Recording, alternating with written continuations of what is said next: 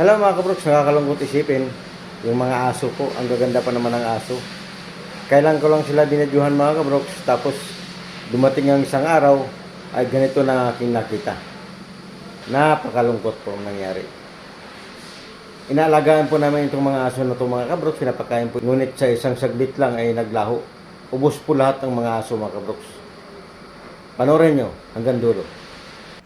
Habang papasok po ako sa trabaho mga kabroks isang umaga, ito po sila. Naglalaro pa po yan sila kanina mga kabroks. Yung iba po nagtatakbuhan, mga mailap. Ito po mga naiwan, mga maamo po ito. Ito po yung pinapakain po namin. Binibigyan po namin ito ng pagkain. Maliban po doon sa basurahan, doon po sila kumakain. Itong video na ito mga kabroks ay nung isang araw pa ito. At nagulat na lang ako isang umaga, pumasok na naman kami sa trabaho. Ito po ang aming nakita mga kabroks. Nakakalungkot talagang nangyari. Ito po ang nakita namin. Ayan po. Nakakalungkot. Bagong panganak po yan mga kabroks. Isang linggo pa lang. Nilason po yan mga kabroks.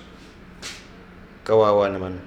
Ubos po lahat sila mga kabroks. Ang nakita ko lang dito ay dalawa lang. Baka sa mga kahoy-kahoy, mga sa silong po ng mga budiga, doon po namatay yung iba. Ayun pa po yung isa. Halatang nilason mga kabroks dahil sumuka po. Naglalason po sila mga kabroks pagka lumaki na yung aso, nilalason po nila. Nakakaawa po mga kabroks. Nakakalungkot mga kabroks. Grabe, wala silang mga puso. Grabe talaga.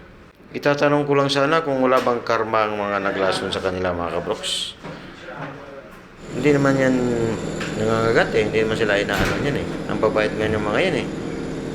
Inikutan ko rin yung paligid mga kabroks. Wala akong makita. Dalawa lang itong nandito. O yan, napanood nyo mga kabroks. Nakakaawa po sila mga kabroks. Wala na kaming makita ng aso ngayon. Ubos po silang lahat. Di ko alam ang iba mga kabroks kung saan inabutan ng kanilang pagkamatay. Nalason po sila. Nilason po, hindi po nalason. Nilason talaga sila. Ganon po sila dito mga kabroks. Naglalason po sila ng aso kapag ito'y dumami na. Nakakalungkot pong isipin. O sige mga kabroks, sana huwag niyong gayahin ng mga ginagawa ng iba na pinapatay po yung mga aso. Maraming salamat mga kabroks. Ito po si Ron PH, ang inyong kabroks. Bye-bye.